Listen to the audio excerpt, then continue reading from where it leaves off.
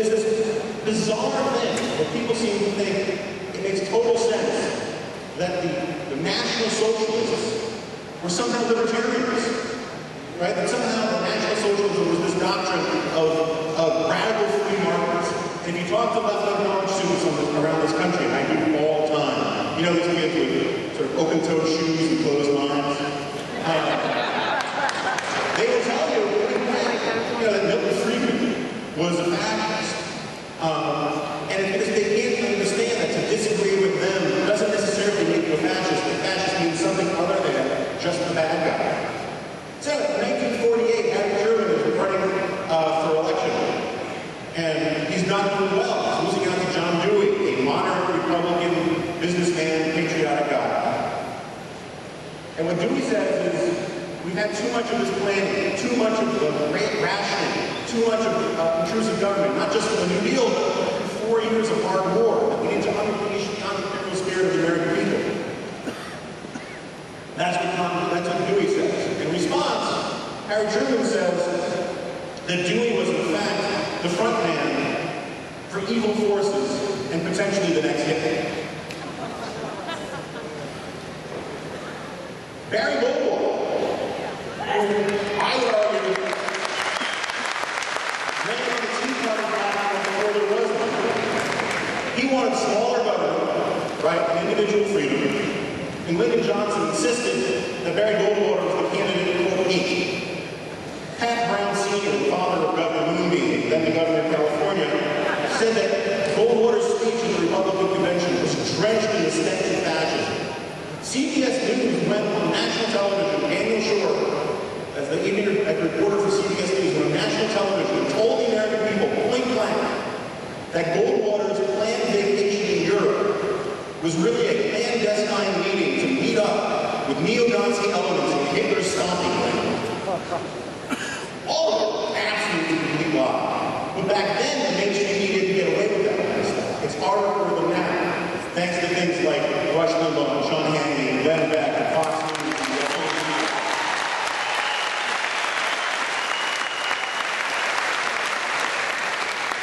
I guess when there was Ronald Reagan, right? What we all know was put on this earth to do two things: chew gum and kick ass. Ronald Reagan was full of fascism from the moment he started turning on communists in Hollywood to the day he left office.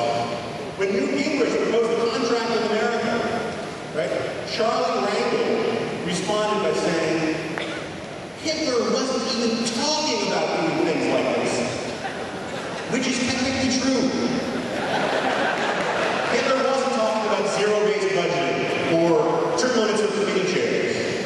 But again, for the progressive mindset, if it's against your agenda, it must somehow have something to do with it. And there's no reason we have to go through all of these and all the examples of other examples of sort of argument ad Hitler that we've seen in recent years. Just ask Sarah Palin if you want some more evidence. But to be honest, I don't want to talk about fascism tonight. Instead, I want to talk about America, a nation like none other in the world.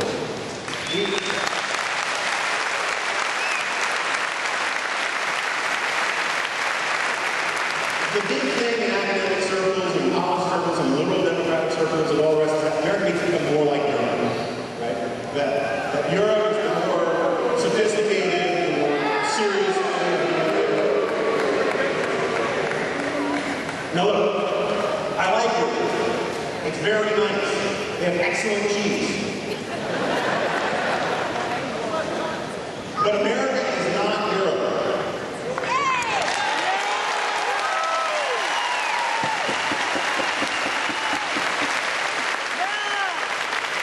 People seem to forget we actually fought the revolution so that we wouldn't be Europe, right?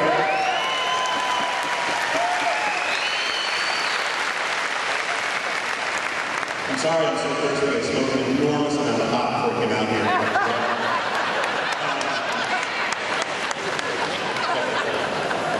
One of the great social science experiments in all of human history.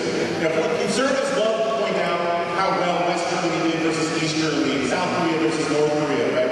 The West versus the East in terms of testing whether free market democracy or communism was the better system. Those are great experiments, great lab experiments in human history. But one of the great ones that we never talk about is the one that is here in North America. In 1776, right, all the people who wanted to stay loyal to the throne and to the monarchy, they went north to Canada. All the people who, like Tommy Lee Jones and Firebirds, had their heads and their hearts wired together for some full tilt boogie for freedom and justice, went south with their "Don't Tread on Me" flags and fought a revolution. So, you have these two systems of government, these two ways of thinking about things. Fast forward a century or more, and you have two very different countries. You have Canada with its socialized medicine and its speech codes and all of the rest. And you have America, which still clings to this antiquated notion of freedom and liberty. And it's ridiculous.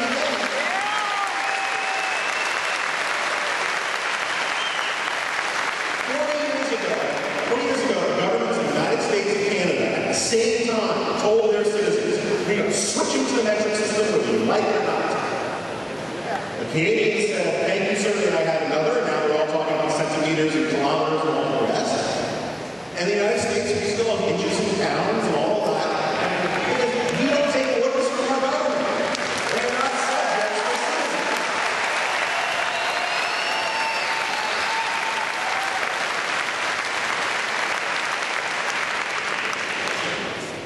So, President Obama, he says that we shouldn't do things differently in America. We should be more like Europe. He says when he's asked about American exceptionalism, he says we're no more exceptional than the Greeks are exceptional in their Greek way, and the British are exceptional in their British way. And what he really means is that if everybody's exceptional, then no one is. And he wants us to be more like Europe. And it is an honorable position to a certain extent. If those are your values, if that's how you want to do things, you are part of a great American tradition of progressives pressing their windows up against the glass of the window on the world and saying things must be better over there. Right? And that's what the progressives in the 1920s did when they sung the praises of Benito Mussolini. That's what the progressives in the late 1920s did and early 1930s when they sung the praises of the Soviet Union. Today, probably the best example of this is Tom Friedman. He's a columnist for the New York Times. He's considered the premier columnist in America today, right? The most influential columnist in America today. And I will confess, I am mildly obsessed with Tom Friedman.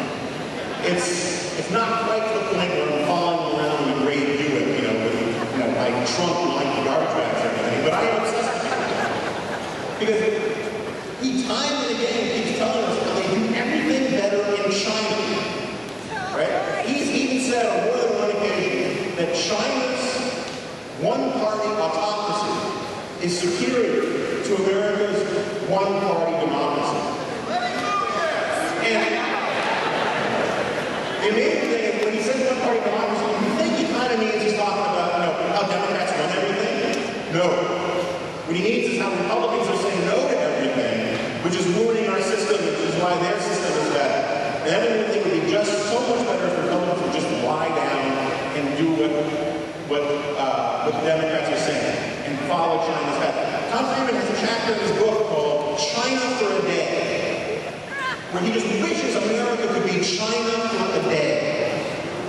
I always like to ask people, what if I wrote a public policy book and I had a chapter titled Nazis for a Day? But the amazing thing is, so Tom Friedman says this, and he thinks it's this brilliant insight, and Tom Brokaw, all these guys, they nod and have them on TV, and they talk as if this is an amazing insight, that China has figured out something amazing, right? China has figured out a way to govern. This authoritarian capitalism is so brilliant. One of Tom Friedman's chief examples of why the Chinese system is better is that they ban plastic bags, right? And so you get this, look, it's all ban plastic bags, ban plastic bags, but you get this sense from reading Tom Friedman, that first of all, he looks at the